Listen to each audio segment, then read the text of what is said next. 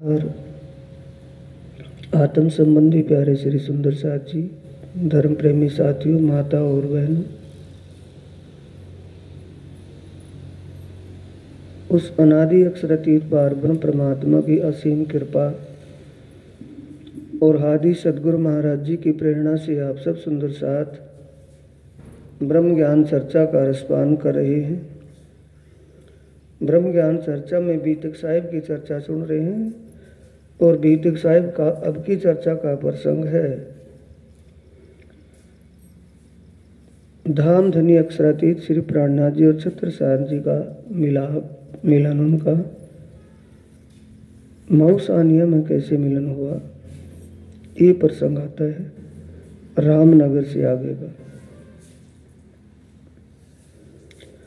अब से पहले की चर्चा कल बड़ी पत्री और आज छोटी पत्री की चर्चा थी, जो धामधनी अक्षरातीत श्री प्राणनाथ जी ने दिल्ली में 12 सुंदर साथ बादशाह औरंगजेब को पैगाम देने के लिए भेजे हुए थे। उनके साथ जो वहाँ बादशाह औरंगजेब के दरबार में दुर्व्यवहार किया गया, उसकी सूचना जब प्राणनाथ जी को मिली तो वो जोश और आवेश में वाणी का अवतरण हुआ और छोटी बड़ी पत्री में सुंदर साथ को सीखापन दी गई कि आगे सत्य को प्रसारित करने के लिए तुम्हें कैसे कैसे किस तरीके से सत्य का प्रचार करना है। वो सीखापन मिली है। उसमें विशेष बात आई है कि जिसको भी धामधनी इस खेल में ये लीला है, ब्रह्म धामधनी की जागनी लीला, ब्रज रास और तीसरी जागनी ब्रह्मांड की ये लीला है। इस जागनी लीला में वो किसको क्या शोभा देवे, वो उनकी अपनी मौज है, अपनी मर्जी है। तो खेल में किन किन को कैसे कैसे शोभा दी और कैसे कैसे उनको धामधनी ने जगह जगह कह रहे हैं कि ये तुम्हें शोभा मिली है, ये सब कुछ तुम्हारे द्वारा जो हो रहा है धामधनी के हुक्म से ही हो रहा है। उनकी कृपा के बिना कुछ नहीं होता। उनकी कृपा, उनकी मेहर तुम्हारे ऊपर है। तुम्हें तो सिर्फ निमित्त बनाया है। दृढ़ता रखना और उनके प्रति विश्वास रखना। कभी ये समझ लो कि हमने किया है। अब महाराजा छत्रसाल से मिलन होता है। मोहम्मद के ए मोमिनो ए गड्ढा की भी तक आगे को परना की जो है हुक्म हक। श्री जी पहले सूरत सिंह ने सुनी बीच रामनगर, देव जी को दिखाइया तो कहा पैगंबर। पहले सूरत सिंह सुनी बीच रामनगर। सबसे पहले धामधनी श्री प्राणनाथ जी के शरणागत सूरत सिंह हुए। उन्होंने देवकर्ण जी को बताया कि मैंने अपनी जाहरी आंखों से पार ब्रह्म परमात्मा और ब्रह्म मुनियों को देखा है। अब तक दुनिया में सुना तो था, लेकिन आज वो प्रैक्टिकली अनुभवी रूप में साक्षात मिले हैं। तब देवकर्ण जी के दिल में भी ये भाव उपजा कि मैं भी उनको देखूं। आए राज रामनगर था विराजे बरस धोए, मिले दीवान देवकर्ण ईमान ल्याए सोए। 2 साल तक रामनगर में ज्ञान चर्चा चलती रही। इसी बीच देवकर्ण जी जब धामधनी प्राणनाथ जी की शरणागत हुए, उनके चरणों में आए, जो उन्होंने सूरत सिंह से सुना था। सूरत सिंह, सुजान सिंह आदि सुनने के लिए आते थे। उनके द्वारा माध्यम से ही देवकर्ण को जब पता चला और वो भी प्राणनाथ जी के चरणों में गए, जाकर के ज्ञान चर्चा सुनी, तो जितना सुना था उससे ज़्यादा वहाँ देखने को मिला, उससे ज़्यादा समझने को मिला। तो उनको तो इस बात पर विश्वास हो गया कि वाकई ही पारब्रह्म परमात्मा के गुह्य रहस्य जो धर्म ग्रंथों में लिखवाए हुए हैं, उनका स्पष्टीकरण उन्हीं के द्वारा हो रहा है। यानी इस तन में विजयानंदन बुद्ध निष्कलंक श्री प्राणनाथ जी के तन में साक्षात पारब्रह्म परमात्मा की शक्ति विराजमान है। इसमें कोई संकोच की बात नहीं है। उमंग अंग में आया कौन जाए छत्रसाल। दिल में उमंग आई कि जो मैंने देखा है, सुना है, ऐसी बातें सुनने के इच्छुक तो मेरे चाचा छत्रसाल जी हैं। जब उनको ये सूचना मिलेगी या वो इन विजयानंदन बुद्ध निष्कलंक श्री प्राणनाथ जी के चरणों में शरणागत हो जाएंगे तो उनकी खुशी का ठिकाना नहीं रहेगा। क्यों ना मैं अपने चाचा छत्रसाल जी को इस बात की सूचना दे दूं। पर मजबूरी एक थी कि वो जो रामनगर में काफी दिन से आए हुए थे, मऊसानिया छोड़कर, मऊसानिया से अपने घर परिवार वालों से नाराज होकर के वो रामनगर में आए हुए थे। दीवान पद पर सेना में काम करते थे। अब मजबूरी एक बात की थी कि भी मैं जाऊं तो कैसे जाऊं। ये बात धाम धनी श्री प्राणनाथ जी के सामने रखते हैं देवकर्ण जी कि हे धाम धनी, मेरे मन में एक इच्छा बनी हुई है कि आपके ज्ञान की सूचना में जो मैंने आपके श्री मुख से ज्ञान चर्चा सुनी है, इसकी सूचना मैं अपने चाचा जी को दे दूं तो वो बड़े खुश होंगे। कि तेरे चाचा जी कहाँ हैं? कि तो मऊसानिया में रहते हैं। तो मऊसानिया से यहाँ कैसे आया? क्या कारण बना कि जी मेरे घर में आपस में किसी बात पर नाराजगी हो गई थी मेरी, जिसके कारण मैं वापस घर गया ही नहीं। मैं इस रामनगर में सेना में एक दीवान पद पर कार्य कर रहा हूं, राजा रामनगर के राजा के यहाँ। तब प्राणनाथ जी कहते हैं कि नहीं, ये तो उस पारब्रह्म परमात्मा अक्षरातीत श्रीराज जी महाराज जी ने कारण बनाया था, लेकिन कार्य तेरा है जिसके लिए तू यहाँ आया है। हमारे आय की सूचना देने के लिए ही राज्य ने तुझे यहाँ भेजा है। समझ रहे ना सुंदर साथ जी? कोई बात हो, कोई घटना घट जाए, हम उस घटना से बड़े दुखी हो जाते हैं, किसी भी इतने मायूस हो जाते हैं कि ऐसा क्यों हो गया, ऐसा होना नहीं चाहिए था। और जो हुआ है उसके पीछे कारण है जिसके द्वारा कार्य होना है। ये बात छत्रसाल जी को जब देवकर्ण जी को कही कि नहीं, तू नाराजगी से नहीं, तू आज से पैगंबर है, हमारा पैगाम, हमारी सूचना वहां तक देगा। इस काम के लिए राज्य ने तुझे कारण बना दिया था घर में झगड़ा होने का, और झगड़े के कारण तू यहाँ आया। अगर झगड़ा ना होता तो यहाँ आता कैसे? इसलिए कारण था।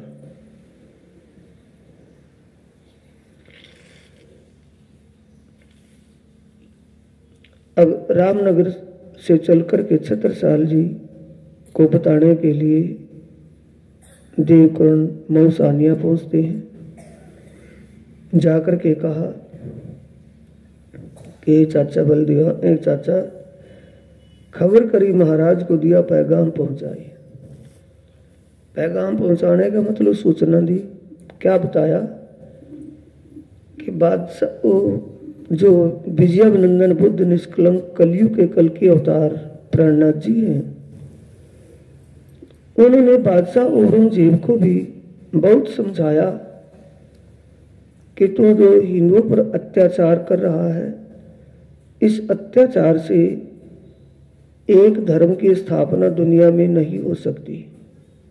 धर्म तो सत्य है, सत्य ही धर्म है, धर्म ही सत्य है।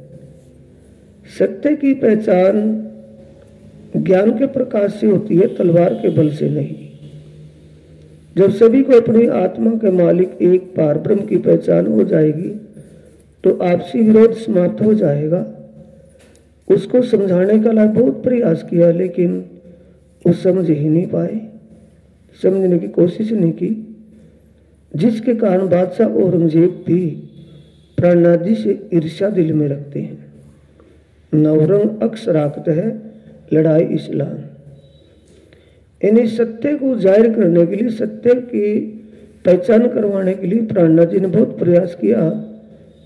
बादशाह औरंगजेब समझने की बजाय दूसरी ईर्ष्या दिल में रखने लगा। दावत सब ठोरों करी बुलाओ अपने ठान, और सभी राजाओं को निमंत्रण दिया है उन्होंने। यानी विजयानंदन बुद्ध निष्कलंक अवतार श्री प्राणनाथ जी ने जब बादशाह औरंगजेब सत्य को मानने से नकार गया, तो सत्य की पहचान करवाने के लिए, धर्म की रक्षा के लिए, धर्म हिंदू धर्म की रक्षा और सत्य की पहचान हो जाए, जिससे हिंदू धर्म की रक्षा पूर्ण रूप से हो जाएगी, धर्मों का विरोध ही समाप्त हो जाएगा। इसके लिए उन कल्कि अवतार विजयानंदन बुद्ध स्वरूप प्राणनाथ जी ने सभी राजाओं को भी निमंत्रण दिया, लेकिन किसी भी राजा की हिम्मत नहीं हुई कि वो सत्य की रक्षा कर सके, धर्म का पालन कर सके और हिंदू धर्म की रक्षा हो जाए। धर्म की रक्षा के लिए किसी ने भी हुंकारा ही नहीं दिया। ये बात अच्छी तरह किसको समझाई जुबानी कह करके? अपने चाचा छत्रसाल जी को। छत्रसाल जी ने, तो छत्रसाल जी से ये वार्तालाप हो रहा था, तो छत्रसाल जी के चाचा बल दीवान भी दरबार में ही थे। दोनों की मौजूदगी में ये जिक्र किया, तो बल दीवान को इस बात को सुनकर के बड़ी एक दिल में भयभीत भी हुआ, और वो बात कठोर और कठिन लगी कि छत्रसाल जी इस बात को अवश्य सिरोधार्य कर लेगा।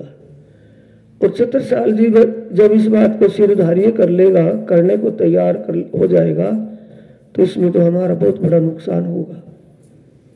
क्योंकि बादशाह औरंगजेब चक्रवर्ती सम्राट है हिंदुस्तान में, उसके सामने हमारी कोई हिम्मत ही नहीं युद्ध करने की।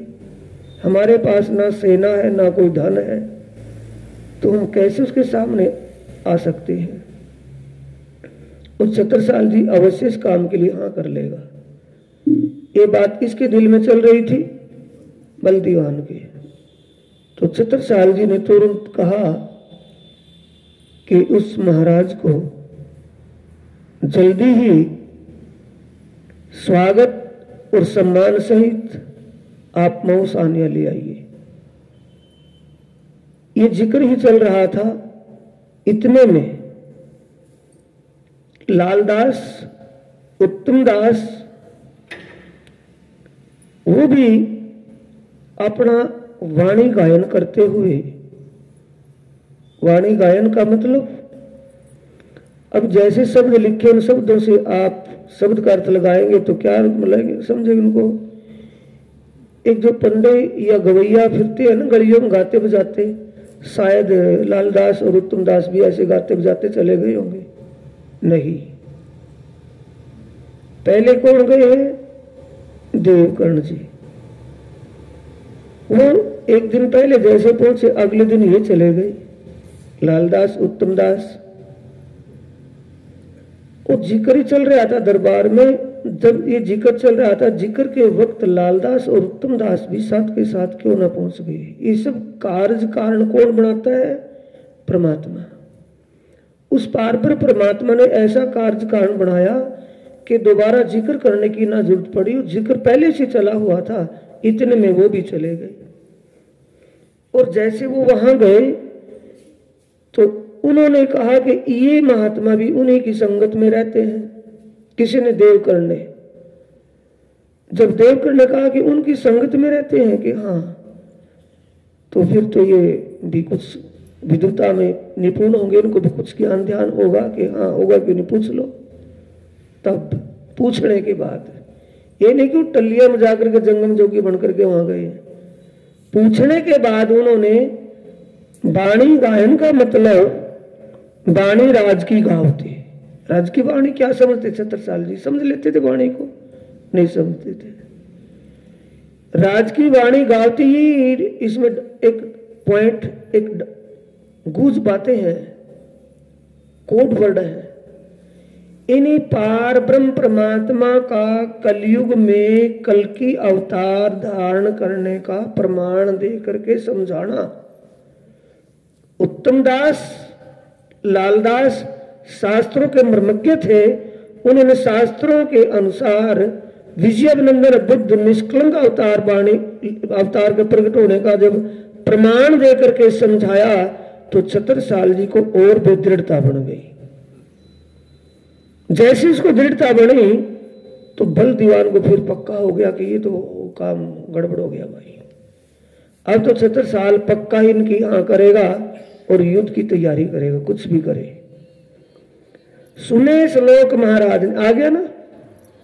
अब क्या था, आए उत्तम दास आनंद सो बाणी राज की गाते। अब श्लोक बोलने लगे, समझ गए। विजय अभिनंदन बुद्ध निष्कलंक अवतार के आने की भविष्यवाणियां जो धर्म ग्रंथों में लिखी थी उनके प्रमाण श्लोक बोल करके और उनका स्पष्टीकरण करके दिया। किसने? लालदास और उत्तम दास ने। तो किसका पेटा भर गया? छत्रसाल जी का। कि जो देवकर्ण जी कह रहे हैं बिल्कुल सत्य है, इसमें कोई शंका नहीं है। सुने श्लोक महाराज ने भागवत के कहे लालदास। आ गया ना। भागवत का मतलब धर्म ग्रंथों से प्रमाण देकर के बताना, तसल्ली करवाना। तब श्री जी साहिब जी के चरण की दिल में लई आस। किसको तसल्ली होगी है? महाराजा छत्रसाल जी को कि भाई देवकर्ण अब जरूर बुला करके ले महाराज को, कुछ भी हो। क्यों? अफगन खां मौसानिया का घेरा डाले हुए बैठा था 80,000 सेना लेकर के। 80,000 सेना बहुत होती है, उनके पास 1,000 भी सैनिक नहीं और वहां 80,000 सेना। तो ऐसे में क्या किया जाए? तब छत्रसाल जी ने कहा कि ऐसा करना, आप उनको डायरेक्ट मौसानिया ले मत लाना, उनको बुंदेलखंड पन्ना में लेकर के जाना। क्योंकि अज्ञातवास में उन्होंने एक अज्ञात गोपनीय चोपड़ा की हवेली को बनाया हुआ था। सिर्फ वहां चोपड़ा हवेली में कौन रहते थे? महारानियां। आप कहां रहते थे सेना सहित? कारण क्या था कि ना तो धन था ना इतनी सेना थी। वो मुगलों पर जो हमला करते थे वो छुप छुप करके रातों में करते थे, गोपनीय रूप से। उनको कभी पता भी नहीं देते थे कि आज यहां पर अटैक करेंगे छत्रसाल जी। ऐसी वो रानियों को भी एक चौकसाई में कहा रखा था? चोपड़ा हवेली में, बुंदेलखंड पन्ना में। पन्ना और मौसानिया का 80-90 किलोमीटर का बीच है, तो इन्हीं के उनको दूर साइड में रखा था ताकि यहाँ अटैक करे तो उनको पता न चले कि इसका राजघराना कहाँ पर है। तो प्राणनाथ जी को कहाँ बुलवाया? अपने राजघराने में, कि वहां लेकर के आए। और प्राणनाथ जी को अकेले, प्राणनाथ जी और जयंत सुंदर साथ को, किशोर अंग सुंदर साथ जयंत और प्राणनाथ जी को लेकर के यहाँ आना।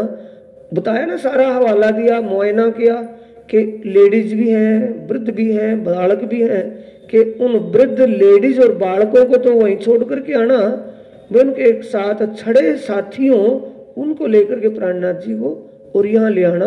क्योंकि इस वक्त मेरा यहाँ से निकलना कठिन है, क्योंकि चारों तरफ गिराव दे रखा है ना, जाऊं तो कैसे जाऊंगा। तहां से विदा हो के आए अग्रिय पहुंचे, रिझाए मिलते राज को सेवा करी समेत कबीले। अपने राजघराने के 2-4 और साथियों को ले लिया और आकर के प्राणनाथ जी के चरणों में नतमस्तक हुए। अगरिया में प्राणनाथ जी रामनगर से चल करके अगरिया में पहुंच गए थे। ज्ञान प्रचार करते करते वो पन्ना से मौसाने से चल करके अगरिया में आ गए। चले अगरिया से परने पहुंचे, आए पन्ना। अगरिया से चल करके पन्ना में पहुंच गए प्राणनाथ जी। डेरा किया अमराई में, ठोर झंडे की चित लाए। एक एक बात को ध्यान से समझना साथियों। क्या एक झंडा गाड़ने की जगह ही निश्चित की वहां नहीं।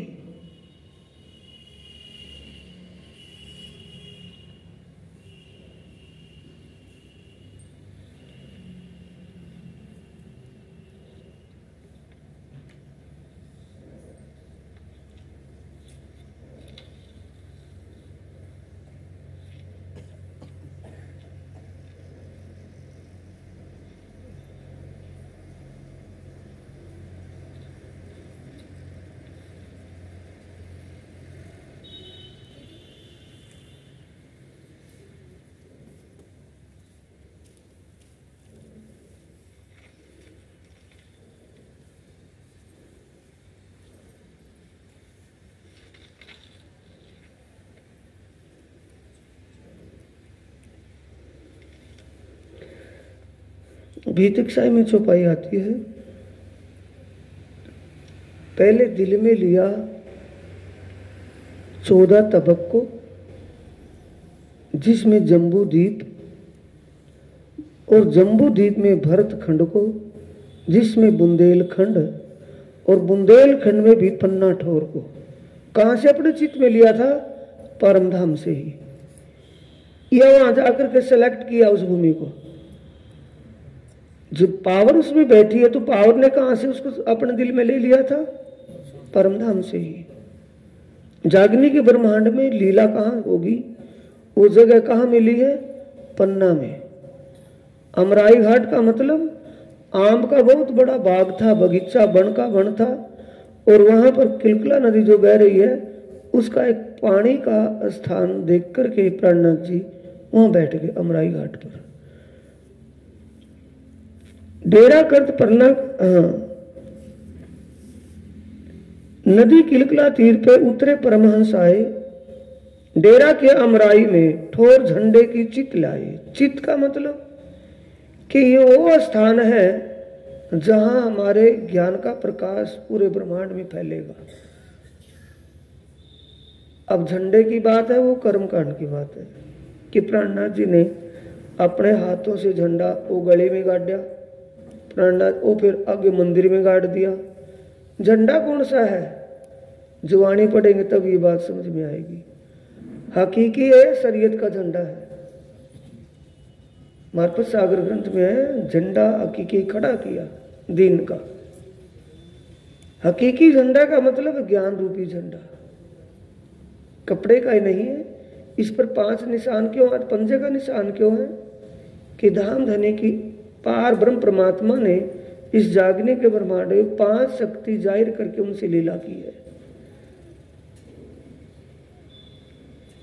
कई बातें ऐसी जिसमें हम भ्रम में पड़ जाते हैं, भ्रम हो जाता है। जब ब्रिज में आए थे, क्या वो एक शक्ति छोड़ करके 4 शक्तियों को वहां छोड़ करके एक ही शक्ति होगी? जब सर्वशक्तिमान है, सुप्रीम पावर है, तो सुप्रीम पावर की पावर कहीं कम होती है कि ज्यादा हो जाती है? कहीं जाकर के पावर तो पूरी होती है, लेकिन जहां माहौल देखते हैं उतनी पावर से काम करते हैं। बात ही है, जागने के ब्रह्मांड में 5 शक्तियों के द्वारा लीला जाहिर करनी थी।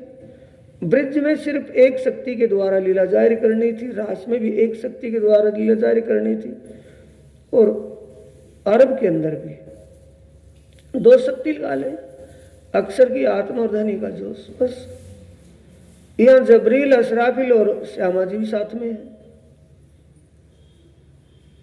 चले अग्रे से परने पहुंचे आए, ठोर झंडे की चित लाए, नदी किलकला तीर पर उतरे परमहंस आए। अब ये संशय अभी तक नहीं मिटा होगा। कितनी बार चर्चा सुन ली होगी, अनेकों बार चर्चा सुन ली होगी साथियों। जो इस वाणी से अनभिज्ञ है वो तो कुछ भी जानते रहे, कुछ भी बोलते रहे, कुछ भी समझते रहे, वो तो उनकी सोच समझ है। लेकिन जिन्होंने इस वाणी का रसपान कर लिया होगा उनका संशय मिट जाना चाहिए कि लगा रहना चाहिए। ये वाणी तो बेशक इल्म है। वाणी में प्राणनाथ जी कह रहे हैं ना, दोपहर की चर्चा में भी था, एता मता मैंने तुमको दिया, जानत है तुम दिल, देश के इल्मे ना समझो तो सहूर करो सब मिल। इस 27वें प्रकरण में श्रृंगार ग्रंथ की चौपाई दूसरी चौपाई है, पहली चौपाई है। एता मता मैंने तुमको दिया, जानत है तुम दिल, यानी मैंने तुम्हें वो ज्ञान बख्शा है जो दुनिया में कभी किसी ने देखा सुना ही नहीं था। ये तुम्हारा दिल जानता भी होगा कि हाँ वाणी मेरे क्यों किनारा है, ये ज्ञान के संसार जैसा है। अगर ये इल्म तुम्हारे अपनी सोच समझ से समझ में ना आए तो जिनकी समझ में आ चुका है उनसे बैठ मिलकर के सहूर कर लो, जिससे तुम्हारी समझ में आ जाएगा। स्वयं प्राणनाथ जी कह रहे हैं इस बात को। तो ये सहूर करने का क्या है? नदी किलकला तीर पे उतरे परमहंस आए। क्या कबूतर उड़ा रखे थे वो, वहां कबूतर उतर गए? वो परमहंस कौन है? परमहंस कौन है? देखो पूरी चौपाई को सुनाऊंगा। नदी किलकला तीर पे उतरे परमहंस आए, तिन में सिरदार अक्षरातीत। परमहंस तो आए, उनमें सिरदार कौन है? अक्षरातीत। देख अपना ठोर सुख पाए, देख अपना ठोर सुख पाए। कौन सा ठोर? जो परमधाम से निश्चित किया हुआ था, वो ठोर मिल गई। बड़े खुश हो गए, भैया यही है वो ठिकाना जहां जागने का प्रकाश 14 लोक के ब्रह्मांड में फैलेगा। 14 लोक में कि इस भारत में ही? बोलो 14 लोक में, क्योंकि वाणी स्पष्ट कर रही है ना, ए बात जाए पहुंची बैकुंठ, बुद्ध जे उड़ायो उन्मान, सुख शिव सन नमे नमे विष्णु लक्ष्मी नारायण। यानी इस बात का जिक्र, इस बात का पता देवलोक के देवताओं को भी पता चल गया कि दुनिया में पारब्रह्म परमात्मा विजयाभिनंदन बुद्ध स्वरूप में प्रकट हो चुके हैं और उन्होंने अज्ञान मिटा करके ब्रह्म ज्ञान का प्रकाश चारों तरफ फैला दिया है। तो इसका मतलब ठोर देख अपना ठोर सुख पाए कि ज्ञान का प्रकाश 14 लोक के ब्रह्मांड में यहीं से फैलाया जाएगा। ये वही ठिकाना है जो परमधाम से अपने दिल में लिया था। तो परमहंस कौन है? प्राणनाथ जी के साथ कौन है? परमधाम की आत्माएं हैं या कोई और है? अब इस ये उतरे परमहंस आए, इसको एक आप थोड़े से ही उदाहरण से समझना।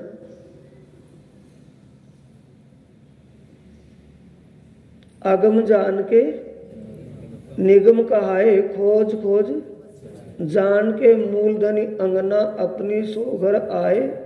श्री ठाकुरानी जी ने सखियन सुदा वाला लेकर संग, तो सखियां साथ में है या कोई और है? ये सखियों का मतलब आत्माएं।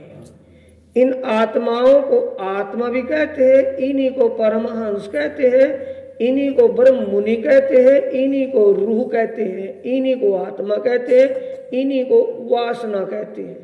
हो मेरी वासना तुम चलो अगम के पार। अगम वासना का मतलब आत्मा, आत्मा का मतलब रूह, रूह का मतलब एक परमहंस ब्रह्म मुनि।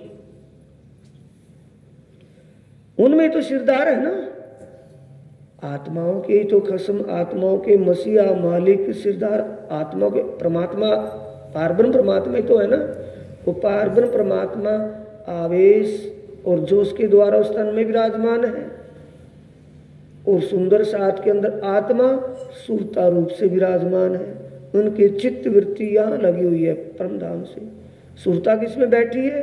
ब्रह्म मुनियों के तनों में, उन परमहंस के तनों में। आगे अब तो परमहंस किसे कहते हैं? नहीं समझ में आया? अब भी आत्मा को कहते हैं। तो आत्मा 1 2 4 ही आई है कि कितनी है? 12,000 तो बोलने में ही आती है, लेकिन गिनती से ज्यादा है परमधाम में। तो अनंत है ना, जो परमधाम सारा अनंत है तो आत्मा भी अनंत है। तो यहाँ क्या आदि में ही बंध गया परमहंस? यानी परमहंस महाराज रामरतन दास जी, परमहंस महाराज गोपाल दास जी, परमहंस बाबा दयाराम साहेब जी। तो परमहंस किसको कहा? परमधाम की आत्मा की तो कहा ना, कि अलग किताब है, अलग तो नहीं ना कुछ। ये परमधाम की आत्मा को कहा है। डेरा करत परना के, ये बात काफी दिन पहले की थी, मैंने बताया भी था पहले कि हमारे जो पुजारी जी है ना हकीकत नगर में, कृष्णा पुजारी, और जब हम देवबन रहते थे महाराज जी के पास, वो स्वरूप लेने के लिए आया और मैंने कहा कि मगर इस पर नाम तो लिखा नहीं गया, नाम लिखवाना है और महाराज जी का बड़ा एक पोज बनवाना है कि मंदिर में प्रोग्राम होगा, उस प्रोग्राम में मैं मंदिर में इसको पधराऊंगा। स्वरूप को कोई स्वरूप है तो उससे पहले महाराज जी ने कभी स्वरूप नहीं बनवाया था, तो तब स्वरूप बनवा लिया था, हुक्म दिया तो उन्होंने हुक्म के अनुसार ही स्वरूप बना गया था। कि मैं कहा हाँ है, लेकिन ये इसमें नाम नहीं लिखा गया, इसमें नाम लिखवाना है। कि क्या लिखना है?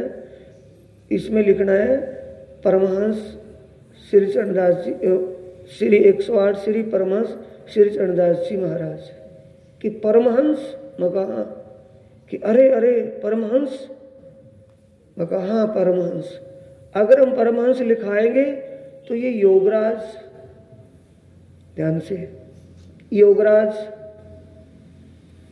तिलकराम, मुन्नालाल आदि कि मका उनका जवाब हमारे पास है। उनको कह देना कि उनको पूछ ले क्यों लिखवाया परमहंस। परमहंस की पहचान उनको हम करवाएंगे, ये परमहंस है या नहीं है, समझे ना? तो अब तक क्या रहा हो? कर्मकांडी पुजारी। अब तक भी वो कवई है, जो कहते हुई है, मिला था जो कहते हुई है, उसमें कोई फर्क नहीं है। क्यों? पहचान होगी, कब होगी? उस प्रियतम के हुक्म से होगी, वैसे नहीं हो सकती। तो परमहंस कौन होता है? परमधाम की आत्मा। उसके लक्षण होते हैं, उसकी करनी रहनी बता देती है कि ये परमधाम की आत्मा है। डेरा करत परना के दौड़े देखत गोड़ लो, ये छुपाए ना पढ़ करके। जब डेरा वहां अपना पड़ाव डाला तो वो देखा है, अब तो आप रोज पन्ना में रहते हो, वो किलकला नदी का जो पुल है और पुल से बाईपास के परली तरफ जो छोटी सी बस्ती है, वो ये पुराना पन्ना है। और वहां अब तो कितनी बस्ती है, लेकिन वहां कुछ भील लोग रहते थे, गोंड लोग कहते हैं वहां के उनको, भीलों को, भीलों की बस्ती थी। तो एकदम दौड़े, बनवासी समझ लो, बनवासी थे भी वो। वहां इतने सारी खलकत संत महात्माओं को देख करके दौड़े कि भी पानी पी लेंगे, नदी का पानी पी लेंगे तो ये मर जाएंगे, ये हत्या हो जाएगी, उनको रुको। दौड़े, शोर कया, दूर से चिल्लाए तो सब सुंदर साथ समझ गए कोई कारण है।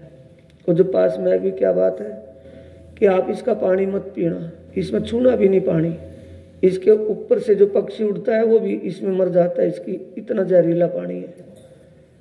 कि जिसका जहरीला पानी है, तब प्राणनाथ जी के सामने प्रार्थना की कि धाम धनी, आपने तो ये पढ़ाओ पानी के हिसाब से डाला था ना, पानी नहाने धोने के लिए, पीने के लिए पानी, साफ पानी मिलेगा, तो ये तो जहरीला है। कि कोई बात नहीं, हमारे लिए तो अमृतमयी है, दुनिया के लिए जहरीला होगा, हमारे तो अमृतमयी है। तो धाम धनी ने कौन सी लीला की? अब ये लीलाओं से भी ना समझ पाए तो सुंदर साथ जी कैसे समझेंगे उनके स्वरूप को? रूप को तो देखा, स्वरूप को तो नहीं पहचान पाए।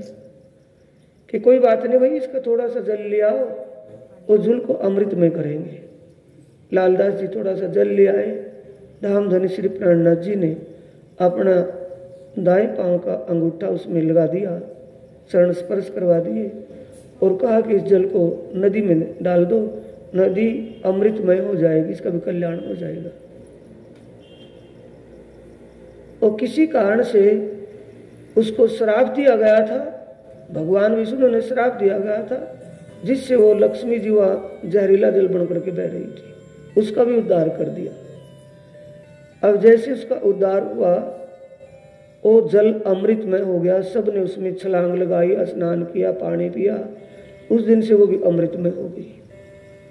इसके बाद सब वो हैरान हो गए, जितने भी वो बनवासी थे, लेकिन वो प्राणनाथ जी के स्वरूप को क्या पहचानते बेचारे।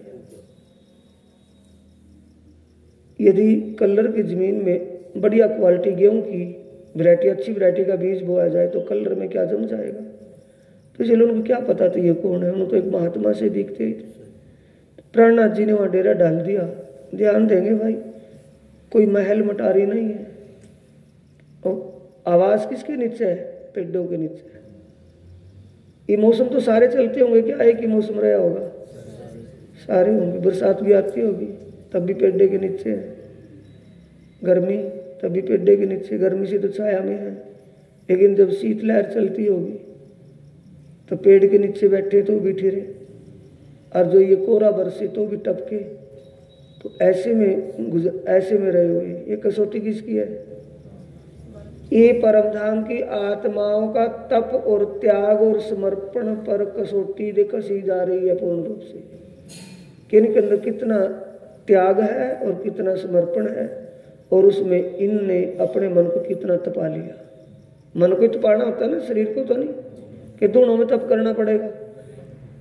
अगर त्याग करेंगे, किसी भी रास्ते से किसी बात से त्याग करेंगे, त्याग करने से जो आदत बनी हो बचपन से, और अब जब समझ में आ जाए, समझ में आने के बाद उस आदत से त्याग करेंगे तो जोर किस पर पड़ेगा?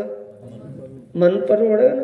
तो मन तप गया कोई हो, तप को त्याग और समर्पण में खरा होने के लिए ही धाम ने एक खेल दिखाया कि इनका समर्पण है कितना। जो आप मेरे आशिक बने बैठे हैं, अगर मेरे आशिक हैं तो इनका त्याग और समर्पण देखता हूं कि कितना का है। तब सब साथ ने मिलके धोए चरण अंगूठा, राज धान अंगूठा धोकर के उसमें डाला, डारे चरणामत नदी में पीछे नहा सकल समाज से सुंदर साथ ने स्नान किया। भेजी खबर महाराज को आ पहुंचे आए इत। इस बात की सूचना किसने दी? उस देवकर्ण ने, कि चाचा जी धामधनी प्राणनाथ जी पन्ना में पहुंच गए हैं, अब क्या करना है बोलो, आप आ सकते हैं? तब महाराज ने कहा कि नहीं, और भी खस्ता हालत हो गई है, पूरे पैरे लगे हुए, ये पता नहीं कद युद्ध का ऐलान हो जाए, इस वक्त आया ही नहीं जा सकता। कुछ भी करके सुंदर साथ लेडीज, बूढ़े, वृद्ध और बाल सुंदर साथ को वहीं छोड़कर प्राणनाथ जी को अकेले लेकर के आ जाओ। तब चले आप परने से मऊ पहुंचे जाए, श्री बाई जी साथ स्वरूप दे छोड़ चले सब। स्वरूप दे का मतलब लेडीज सुंदर साथ को। मऊ में तिदुनी दरवाजे डेरा किया, वहां कहा तिदुनी दरवाजा। मऊ सानिया छोटी सी बस्ती है। ये उजाड़ कब के हुए हैं? नगरी की नगरियां थी, ये मुगलों के साथ युद्ध हुए जब उजाड़ हुआ है वहां बुंदेल में। छोटी छोटी बस्तियां क्यों है? वो तभी का ये आबादी ही नहीं बढ़ पाई। छोटी सी मऊ है, उस मऊ का एक तिदुनी दरवाजा, जैसे कोई दूसरा गांव हो ना और उसकी तरफ के कोई नाम अलग से रख दें, तो तिदुनी दरवाजा उसकी तरफ प्राणनाथ जी पेड़ के नीचे जाकर के बैठ गए। कुछ सुंदर साथ जो साथ में थे उनके साथ ज्ञान चर्चा कर रहे थे। 70 जी को पता चला तो वो एक बालदी का वेश, पाड़ी का, कुछ बकरियां और गायें लेकर के उनको हाँकते हुए छेड़ते हुए उस रास्ते से निकले जहां प्राणनाथ जी बैठे थे, सिर्फ जांचने के लिए, दर्शन के लिए कि देख तो लूं कम से कम। अब ऐसी स्थिति में कितनी खस्ता हालत होगी साथियों, कितना प्रेशर होगा बादशाह का। 80,000 सेना लेकर के अफगन खा बैठा है, खतरा कितना पैदा होगा, जिसमें 76 जी बाहर निकलने के लिए भी मजबूरी देख रहे हैं। तो कैसे आए हैं? देश बदल कर, पता ना चले किसी को। बकरियां ले ली, गाय ले ली, अगर अस्त्र शस्त्र लगा करके निकलेगा तो सेना पहले बैठी तैयार, तुरंत पकड़ लेगी कंट्रोल। तो वो एक बालदी पाड़ी का रूप बना करके गाय बकरियां लेकर के आए, तो प्राणनाथ जी के सामने से निकल गए। देख लिया कि हाँ है तो कोई महापुरुष। अब जैसे एक थोड़ी सी यानी बेचैनी और बढ़ गई कि अब कितनी पल में, कितनी देर में मैं इनके चरणों में जाकर दर्शन कर लूं, कैसे करूंगी? ये करके उनके चरणों में अगले दिन शिकारी का भेष बना करके, कि जैसे कोई शिकारी शिकार खेलता हो, घूम रहा हो, धनुष तीर का कमान हाथ में ले ली, धनुष और बाण टांग ली, तलवार ले ली, तो एक शिकारी के रूप में निकले। तब तो जाकर के पास में ही खड़े हो गए। पहले तो देख लिया, जांच लिया, फिर अगले दिन वहीं जाकर के पास में खड़े हो गए और ज्ञान चर्चा चल रही थी। प्राणनाथ जी ज्ञान चर्चा कर रहे थे, सुंदर साथ ध्यान से सुन रहे थे। अब अकेला आदमी कोई पीछे आकर के खड़ा हो जाए, प्राणनाथ जी का ध्यान किस तरफ था? जिस तरफ से छत्रसाल जी आ रहे थे। सब सुंदर साथ का ध्यान प्राणनाथ जी की तरफ था और वो पीछे आकर के खड़े हो गए चुपचाप। छत्रसाल जी अब दूर से ही किया। क्यों? अभिवादन शब्द क्या था हिंदुओं में प्रचलित? राम राम जी। प्रणाम तो पहले था ना, प्रणाम तो प्राचीन है। प्रणाम शब्द तो जब से सृष्टि बनी तब से ही प्रणाम है। सतयुग में भी प्रणाम था, त्रेता युग में प्रणाम था, द्वापर युग में प्रणाम था, कलयुग में भी प्रणाम है। राम राम तो त्रेता से ही चला है। सतयुग द्वापर में राम राम नहीं था, सतयुग में राम राम नहीं था, प्रणाम ही था। तो राम राम करके राम राम बाबा क्यों बोलते ना कि कोई भी महापुरुष हो। अभी हमें कोई मंत्री कोई भी है, कोई बाबा जी बोलते हैं, कोई महाराज जी बोलते हैं। अब वो तो अपने बाबा जी राम राम, अब राम राम करके वो बैठ गए। प्राणनाथ जी कहते पीछे क्यों बैठ गया? पीछे क्यों बैठ गया?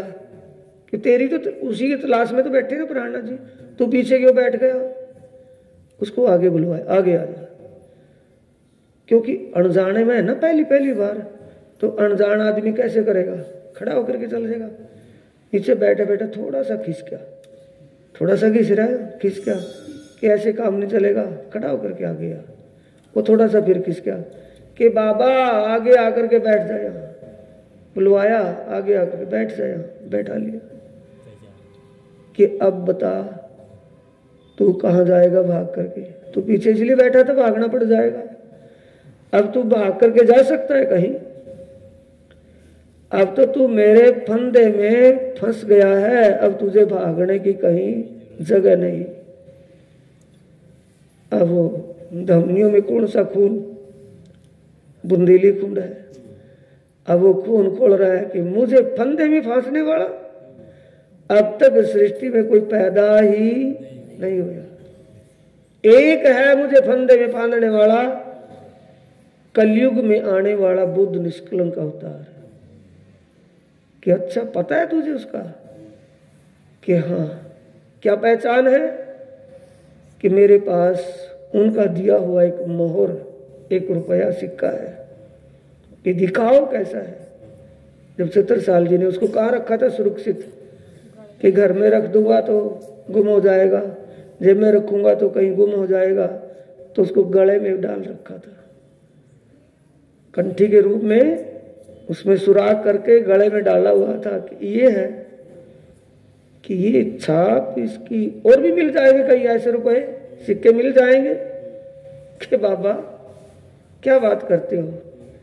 ये सिक्के दुनिया के सिक्के नहीं है, केवल के तो अपनी सारी हकीकत बता दी।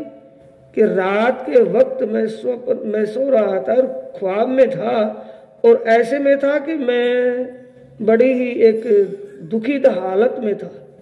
तब रात को स्वप्न दिखाई दिया और मुझे इस स्वरूप ने दर्शन दिया, और जैसे दर्शन देकर के कहा कि मैं कुछ ही समय में तेरे साथ, तेरे पास आने वाला हूं, मैं तेरे साथ रहूंगा, ये नहीं कि तू मेरे सानिध्य में रहेगा, चिंता मत कर, जल्दी ही मिलाप होगा मेरा। कि इसने कहा था कि हाँ।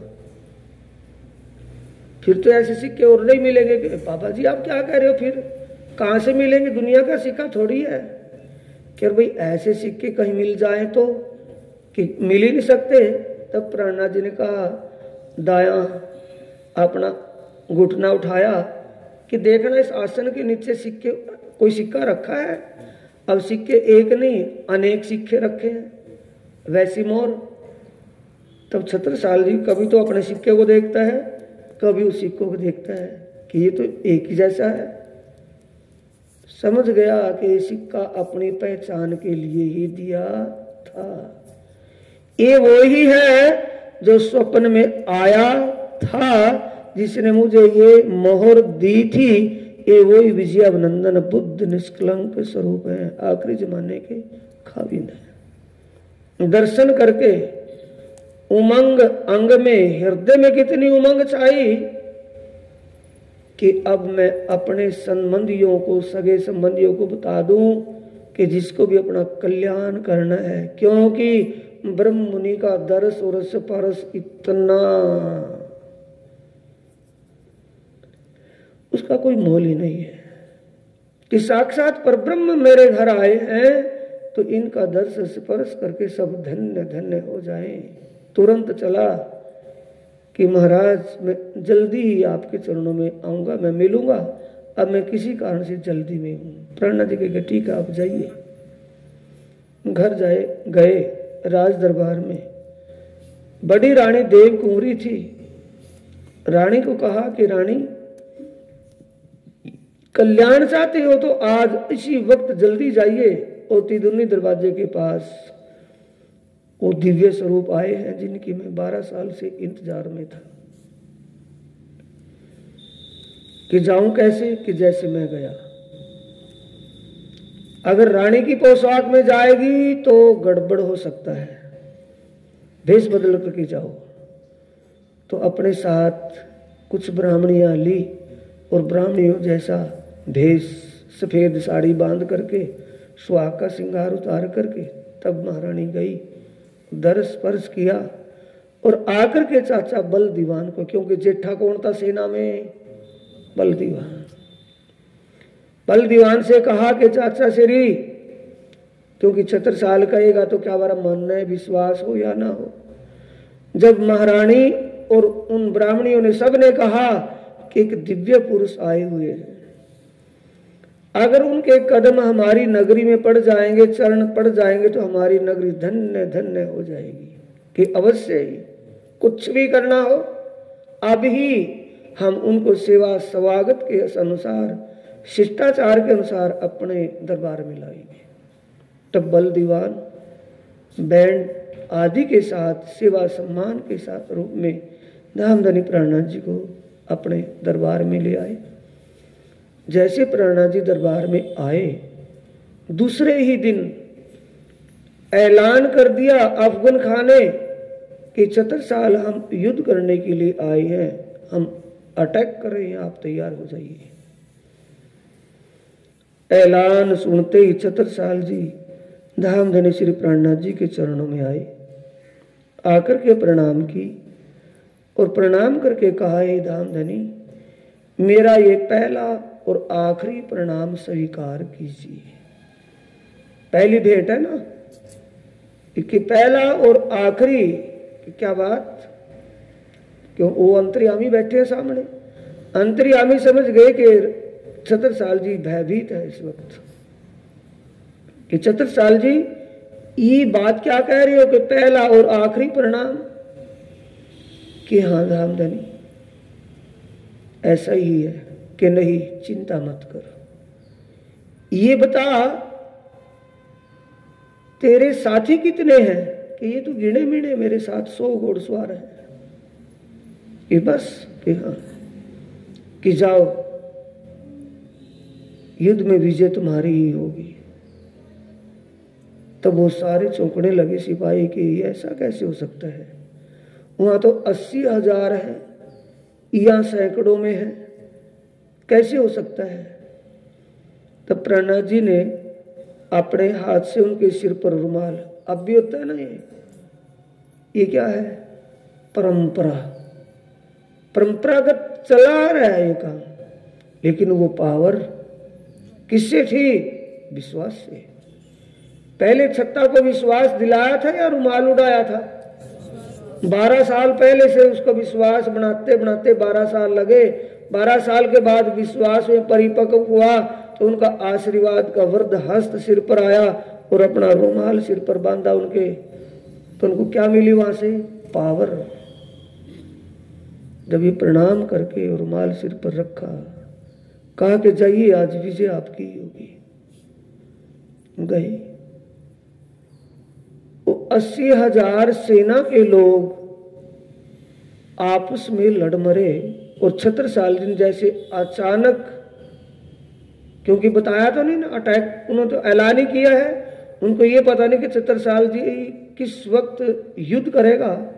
रात्रि के वक्त युद्ध किया और किस पर, जहां उनका पड़ाव था, विशेष पड़ाव, जितनी सेना थी सारी को खत्म कर दिया, हथियार भी उनके छीन लिए, अफगन खां को बंदी कर लिया। अफगन खां को बंदी करके जब लेकर के चले दरबार में लाए तो अफगन खां ने कहा कि जो कुछ भी मांगोगे मैं वो देने को तैयार हूं, पर मुझे बख्श दो, मेरी जान बख्श दो। ये हिंदुओं की दया ही इनके आगे फिर अट जाती है। उससे कुछ परगने लेकर, परगने का मतलब कुछ रियासत अपने कंट्रोल में करके कहा कि इतनी रियासत हमारे अधीनस्थ होगी, इसका जजिया किसी को नहीं मिलेगा, कि ठीक है जितना भी कहोगे मैं उतना दे सकता हूं, पर मुझे जान बख्श दो। छोड़ दिया। तब ये युद्ध में विजय प्राप्त करके धाम धनी श्री प्राणनाथ जी तो निकल गए उसी वक्त वरदान दे करके। तब छत्रसाल जी पन्ना में पहुंचते हैं युद्ध से फारिग होकर के। पन्ना में जब पहुंचे दोपहर का वक्त था। दोपहर के वक्त भोजन प्रसाद की तैयारियां थी और धाम के दूल्हा अक्षरातीत प्राणनाथ जी स्नान करके वस्त्र बदल रहे थे जिस वक्त छत्रसाल जी और उनके 4 सैनिकों का वहां पहुंचना हुआ। जैसे वहां पहुंचे सबको पता लग गया कि छत्रसाल जी आ गए हैं। प्राणनाथ जी को भी सूचना मिल गई कि छत्रसाल जी आ गए हैं। प्राणनाथ जी भोजन प्रसाद करने के लिए बैठे तो छत्रसाल जी और उनके साथी एकांत में धाम धनी के चरणों में प्रणाम करके बैठ गए। भोजन प्रसाद जिमने के बाद जो थाली में प्रसाद बचा हुआ था, ध्यान देंगे साथियों, वो बहरूपियों की बात होती है कि मां प्रसाद हो गया खा लो, बीमारी है। प्राणनाथ जी ने भोजन प्रसाद जिमने के बाद उस थाल को बाईजी की तरफ सरका दिया। जैसे बाईजी की तरफ सरकाया तो महाराज छत्रसाल जी ने हाथ जोड़कर प्रार्थना की कि बाईजी महारानी ये महाप्रसाद आप हमें बख्शिए, ये हमें कब कब मिले। वो प्रसाद जो थाली में बचा हुआ था महारानी ने महाराजा छत्रसाल जी और उनके 4 सैनिकों को दे दिया। वो महाप्रसाद लेते हुए सब ने देख लिया कि महाराजा छत्रसाल जी ने ये प्रसाद लिया है। ये सूचना किसके सामने चली गई? बल दीवान। सेना में जेठा कौन है? बल दीवान। और बल दीवान के पास ये सूचना गई तो बल दीवान समझ गया कि जो होना था वो ही हो गया। मैं पहले सोचता था कि वो फकीर महात्मा अगर हमारे दरबार में आ गया तो ये भी बाबा बन सकता है। अब उसका झूठा खाना क्या क्षत्रिय का धर्म है? एक महात्मा का झूठन खाना क्या क्षत्रिय का धर्म था? ये बात चरचराहट में आ गई राज दरबार में कि भी ऐसा बहुत गलत काम किया छत्रसाल जी ने।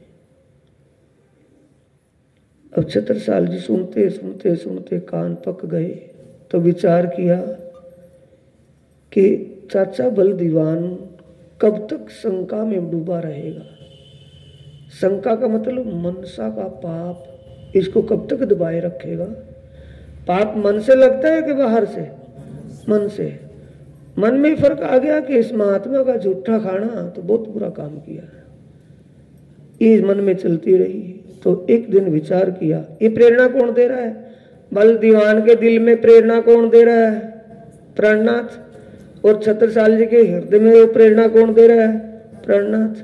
तो प्राणनाथ के दिल में प्रेरणा आई कि ये शंका हटा देने का मौका ले लेना चाहिए। तो अपने चाचा बल दीवान से प्रार्थना की कि चाचा जी अगर आपकी इजाजत हो मैं महाराज जी को घर बुला लूं। अब और गड़बड़ हो गया क्योंकि अब तक तो राजा ही गड़बड़ था, अगर ये महाराज घर में महाराज बैलों में आ गया तो रानियां भी गड़बड़ हो जाएगी। ये तो अब हाँ करे तो मुश्किल, ना करे तो मुश्किल। अब मजबूरी में हाँ करनी पड़ गई कि ठीक है बुला लिए, ले आइए। कि बुलाना नहीं है, कंधों पर बैठाकर, पालकी में बैठाकर कंधों पर उठा करके लाना ले जाना है। अब ये और फांसी गले में गल गई कि अपने कंधों पर उठा करके ले जाना पड़ेगा। खैर छत्रसाल जी ने कहा कहारों को कि भी कहारो पालकी, प्राणनाथ जी ये सब इजाजत लेके प्राणनाथ जी से प्रार्थना की कि धामधनी कल को आपको वहां हवेली चलना है। मंजूर हो गया। अब कहारों को तो कह दिया कि उठाओ भाई, किस लिए कि अगर मैं अकेला उठाऊंगा तो चाचा बल दीवान तो कंधा नहीं देने का, अगर कंधा कोई और देगा तो उसका कोई फायदा नहीं। तो चाचा बल दीवान, देवकर्ण और सूरज सिंह आदि अगर सब मिलकर के उठाएंगे तो ठीक होगा। अब कहारों को कहा, कहारों ने पालकी को उठा लिया। जैसे कहार पालकी को उठा करके लेके चलते हैं, वो आपने सीरियल में भी देखा होगा। तब महाराजा छत्रसाल जी के हृदय में फिर प्रेरणा आ रही है कि ओ ये चाचा बल दीवान की कब तक चलती रहेगी, ये अहंकार किस बात का, किस काम के लिए। अगर चाचा बल दीवान की बात मान लो तो मेरी सेवा गई, अगर मैं सेवा करूं तो चाचा नाराज हो, चाचा नाराज हो या राजी हो, लेकिन सेवा मुझे अपने आप करनी चाहिए। मेरा धर्म ही क्या रहा फिर। अगर मैं इन नौकरों को ये सेवा दे दूंगा तो सेवा तो नौकर कर लेंगे, तो मैं एक राजा होने के नाते या मैं एक श्रेष्ठ होने के नाते या क्षत्रिय होने के नाते में इस अहंकार में किस काम का। ये अंदर विचार आया तो तुरंत देवकर्ण को इशारा किया, सूरज सिंह को इशारा किया, सभी ने उस पालकी को उठा लिया, उठा करके चल दिए। जब पालकी को चोपड़ा हवेली में उतारा तो ये आओ भाव कितने हो गए ना, होपलेस कहते हैं ना, होपलेस हो गए। किसमें? खुशी में। महाराजा छत्रसाल जी कितने होपलेस हो गए कि आगे क्या करूं ये दिमाग में ही नहीं आया। कि ये ले तो आया दरबार में, आगे की सेवा क्या करनी चाहिए मुझे, ये दिमाग में छत्रसाल के आवगा हो गया ना, खोया गया, आका बाका हो गया। अब ये पाड़ा कौन संभालती है? सुशीला रानी। तुरंत जब पता लगा सुशीला रानी को कि धामधनी आ गए हैं घर, अंदर से निकली और देखा कि धामधनी जमीन पर पांव चल करके, क्यों ये तो सारा उल्टा ही हो जाएगा। तुरंत राजपुताने में होता था भेष, नीचे लहंगा है, ऊपर साड़ी है, उसके ऊपर दुसाला है। दुसाला साड़ी को उतारा और लहंगे के ऊपर दुसाले को ओढ़ लिया।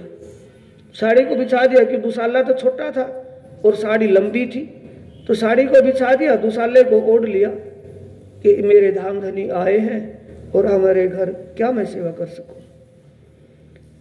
तब ये देख करके किसके अंदर नहीं, मेरी बात पहले नहीं दिमाग में बाज पास चली होगी ना, अगर उसको ओपलेस ना होता तो ये काम पहले कर लेता। तो ओपलेस होते हो दिमाग में नहीं रही कि मुझे क्या करना है। दिमाग में कब आई? जब सुशीला रानी ने वो सेवा कर ली कि तो मुझे करना चाहिए था, ये तो रानी ने किया जो मुझे करना चाहिए था पहले ही। तब ये दिमाग में आई। वो 52 गज का चीर होता था। अब ये थोड़ा, ये नहीं कि परना छोटा सा लपेट लिया पगड़ी में, 52 गज का चीर लंबा होता था।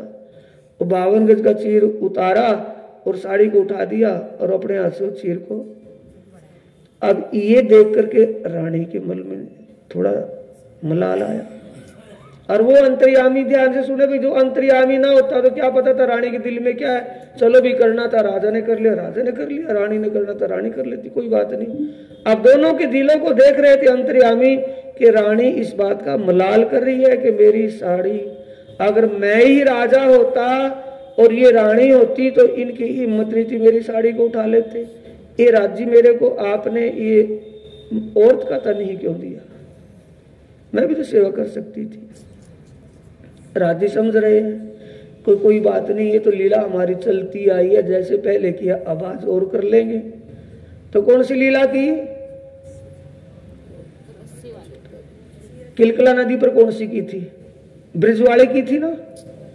और जमुना के काले कुंड के कालिए नाग के उस जहर को समाप्त कर दिया था। ऐसे किलकिला का जहर समाप्त कर दिया। और जब कन्हैया के उलाने आने लगे कि हमारे घर में चोरी करता है, हमारे घर में मक्खन खाता है, हमारे घर का नुकसान करता है, उलानों से दुखी होकर के यशोदा माता ने एक दिन सोचा कि कन्हैया को रस्सी में बांध करके गिरूंगी, आज पता चलेगा ये कन्हैया चोरी करता है या नहीं। तो रस्सी में बांधा। तो रस्सी बांधते बांधते रस्सी जोन सी कितनी घर में जितनी रस्सियां थी सारी बांध ली, लेकिन 2 उंगल छोटी पड़ जाती है सारी आकर के। सारी रस्सियां बांध ली, आकर के 2 उंगल फिर कम पड़ जाती है, गांठ नहीं लग पाती।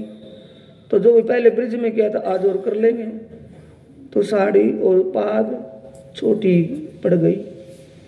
तो राजा ने जिन हाथों से साड़ी को उठाया था, उन्हीं हाथों से राजा ने ही छत्रसाल जी ने इसको बिछा दिया। अब दोनों की पूर्ति होगी, सिंहासन पर बैठ गई। सब दरबारी सोचते हैं कि अब क्या करेगा वे छत्रसाल।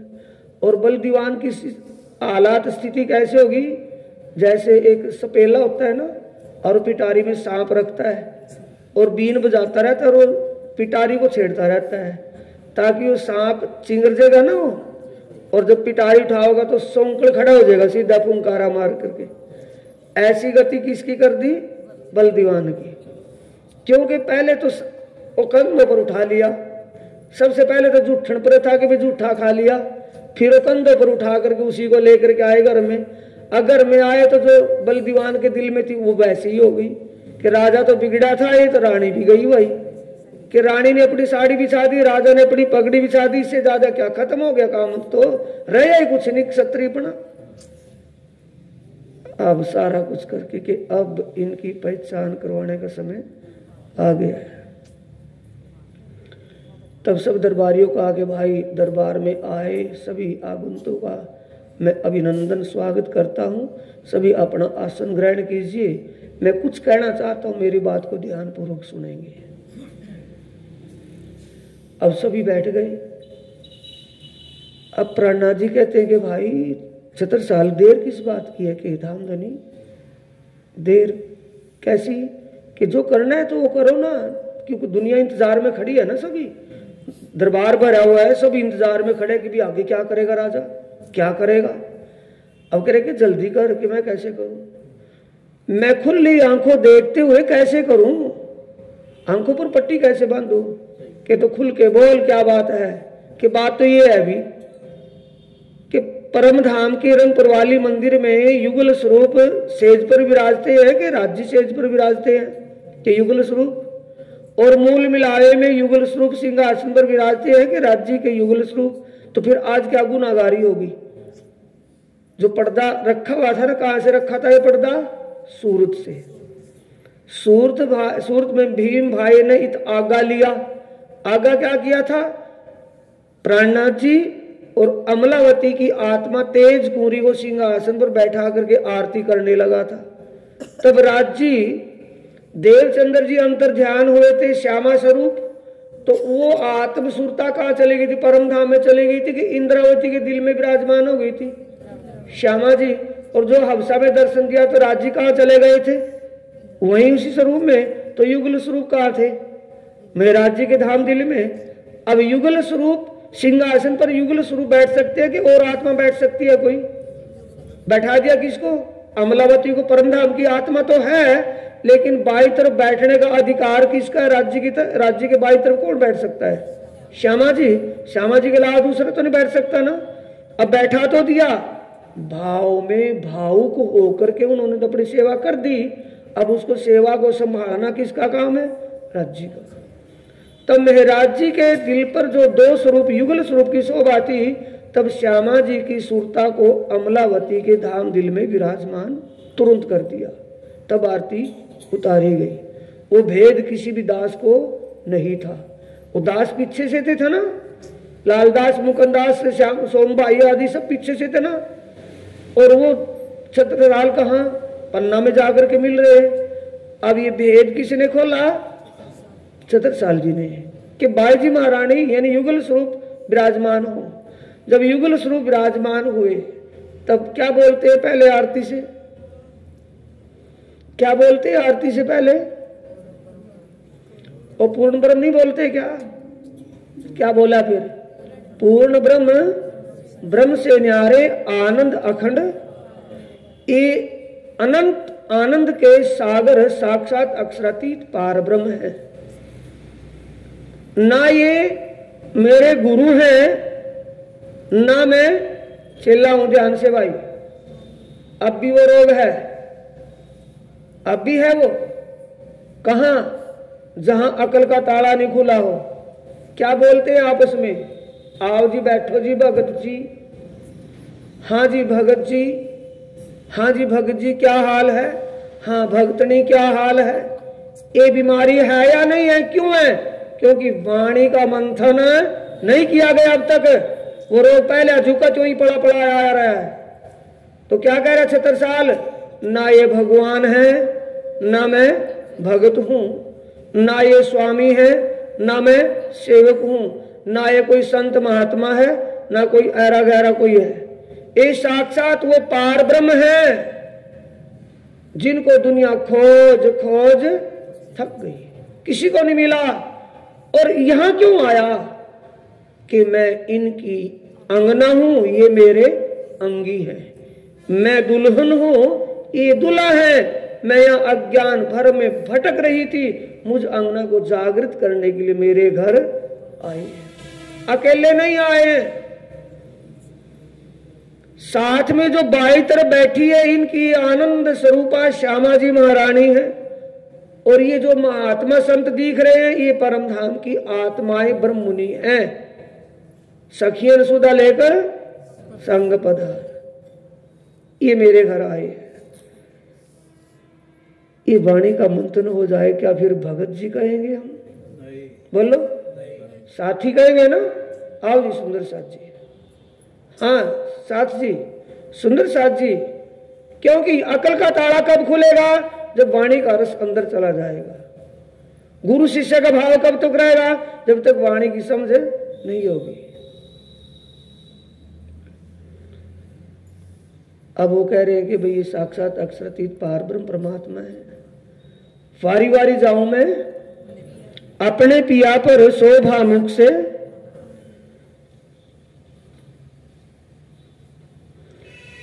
ये चौपाइयां हैं भाई जो उनसी खोल खोल करके उदेड़ करके खुलासा कर रही हैं। सात समस्त के बीच में युगल धनी बैठाए। बड़े दरबार में किसको बैठाया सिंहासन पर? युगल स्वरूप को। कहीं तुम साक्षात अक्षरातीत हो, हम चीना तुम्हें बनाए। कि हमने हर प्रमाण से आपकी पहचान कर ली है, हर धर्म ग्रंथों के प्रमाण से आप साक्षात अक्षरातीत सिद्ध हो रहे हैं, इस बात में कोई संकोच नहीं है।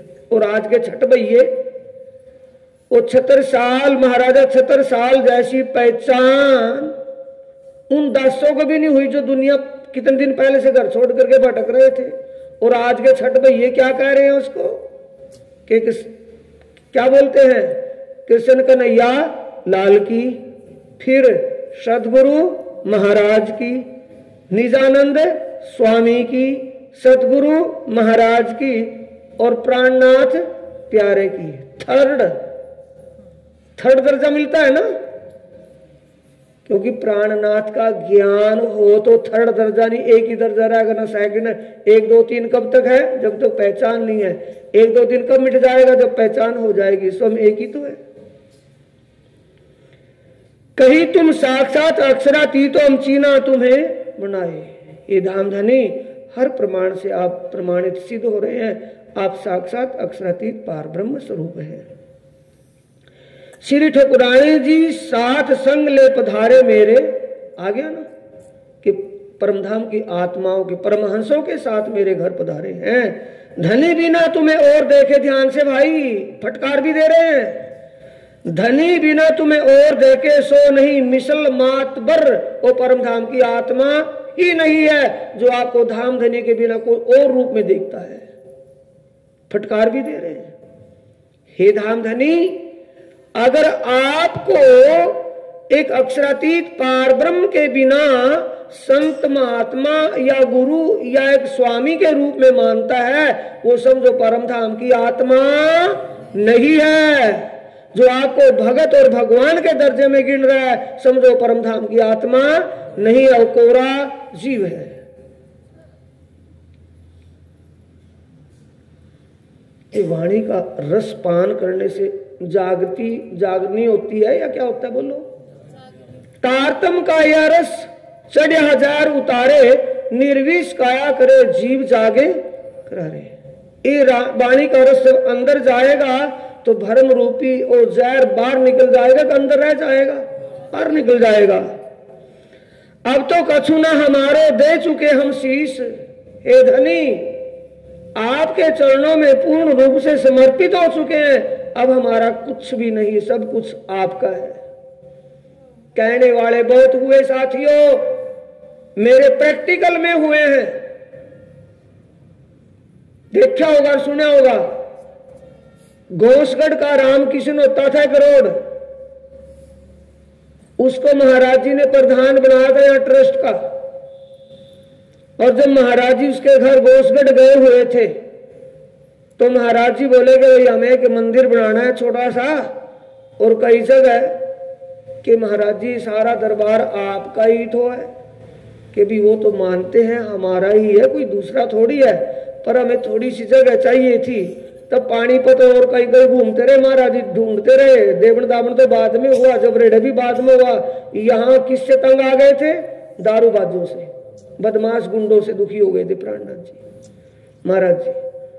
तब वहां उसके सामने जिक्र किया कि महाराज जी सब कुछ आपका ही तो है, कि हाँ हमारा ही है। खैर एक बार हुई, दो बार, दूसरी बार ज्यादा राउंड लगते थे। कहाँ? मंझोल, बोलो है सही, मंझोल, दुगचाड़ा, चौंदड़ी और मारूखेड़ी, घोषगढ़, यही तो इलाका था ना। आगे तो बाद में बढ़े हरियाणा पंजाब की तरफ, तो इस इलाके में ज्यादा रहते थे। दूसरी तीसरी बार गए, फिर महाराज ने जिक्र किया कि भाई प्रधान जी यहाँ कोई जमीन मिल सकती है? कि महाराज जी कहा तो था ये आपका है। महाराज जी बोले किसी ने तो मजाक ही बना लिया। महाराज जी बोले जब हमारा है तो तेरा क्या रखा? अपना ठा यहाँ से अपना बोरिया बिस्तर। भाई जब ये हमारा है, हम अपने में कुछ भी करें, तेरा इसमें क्या रखा है? तू अपना कहीं बना, अपने घेर, अपना बाहर खेत में बना, चाहे अपने घर में बना, इसको खाली कर दे। जब ये बात आई तो फिर दाई बाई। तो कहने का मतलब है औपचारिकता दिखाने वाले, बाह्य प्रदर्शनी करने वाले तो दुनिया होती है, और उस काम को करने वाला कोई विरला ही होता है। तो वो कह रहे हैं प्राणनाथ जी कि हम तो आपको शीश दे चुके, अब हमारा कुछ भी बाकी नहीं है। आपा रहो ना आप बस, हमारा आपा भी अपने बस नहीं। अब जैसा हुक्म करोगे वैसे जीवन जीवेंगे, अपनी मर्जी से नहीं। करो जानो सो बख्शीश, जो आपका हुक्म हो, जो कहो तो वो ही करेंगे, हम अपनी मर्जी से कुछ नहीं करेंगे। जो कुछ है सब कुछ आपका है, हमारा इसमें कुछ भी अपनापा भी हमारा नहीं है। तब बोले श्री राज जी, देखे राणा पातशाह सब। चल रही है ना बात? ये वीडियो है या नहीं है? डायरेक्ट वीडियो बनी हुई है ना, जो वो कह रहे हैं जवाब साल चल रहे हैं। अब प्राणनाथ जी क्या कर रहे हैं? तब बोले श्री राज जी, अधिकार है जो उनको महाराज या गुरु जी, एक संत महात्मा कह रहा है, साक्षात श्री राज जी कह रहे हैं। तब बोले श्री राज जी, देखे राणा पातशाह सब, पर जो कछु करनी अंकुर की, सो इत देखी हम सब। जो परमधाम की आत्मा की कुर्बानी होती है, वो लिखा है, कुर्बानी का नाम सुन मोमिन उलसत अंग, पीछे होते जो मोमिन दौड़ लिया तीन संग। मोमिनो बड़ा मरातबा, सो अब होशी जाहिर। और मोमिनों का मतलब ब्रह्म आत्मा का, ब्रह्म मुनियों का मरातबा दर्जा बहुत बड़ा है, कोई विरला ही पाता है ढूंढने से। जीव तो दुनिया भर की भीड़ लगी हुई है। तब बोले श्री राज जी, देखे राणा पातशाह सब, पर जो कछु करनी अंकुर की, सो इत देखी हम सब। यह आपके तन में वो करनी, जो परमधाम का समर्पण, परमधाम की आत्मा का ईमान और समर्पण होना चाहिए, वो आपके अंदर मिला है। बहुत राजाओं को देखा, बहुत बादशाहों को देखा। आगे साध संतों ने कहा, कहो गुरु शिष्य को धर्म, सो तो अब यहाँ भयो उड़ो सबको भरम। गुरु शिष्य का धर्म बहुत हुआ, लेकिन ये जो धर्म एक आत्म संबंध आपके अंदर मिला है, ऐसा दुनिया में नहीं मिला। पहले दाता हम भय गुरु को दीनो शीश, छत्रसाल जी कह रहे हैं। पीछे दाता गुरु भय सब कुछ कियो। ये सारा कुछ कब बख्शीश दिया था? जब बाईपास का ऑनलाइन आता है ना सारा काम, बोलो जेब में से निकाल कर दिया प्राणनाथ जी ने, या किसी से कहा कि संदूकड़ी से में से निकाल करके देते, ऑनलाइन चलता है। दिल का मामला दिल से दिल में जाता है। प्राणनाथ जी कह रहे हैं कि भाई तू तो दाता हुआ, लेकिन जो कुछ हमारे पास था हमने आपको आज से बख्शिश दिया। जागने की सेवा का हुक्म उस तन से आवेश की लीला उस तन में होगी, ये हुक्म कब बख्शा है? चोपड़ा के वेले में बख्श दिया था या बाद में बख्शा है? हुक्म पहले हो चुका ना, जो दिया सो दिया। पहले दाता हम भय गुरु को दीनो शीश, पीछे दाता गुरु भय सब कुछ कियो बख्शीश। सुंदर साथ जी, इससे आगे की चर्चा कल करेंगे। वैसे करते तो लंबा सिस्टम था, थोड़े थोड़े में चौपाई दोहराएंगे। पहले दाता हम भये गुरु को दीनो शीश, पीछे दाता गुरु भये सब कुछ कियो बख्शीश, सब कछु कियो बख्शीश, सब कछु कियो बख्शीश। बोलो श्री प्राणनाथ प्यारे की जय, श्री सद्गुरु महाराज की प्रणाम।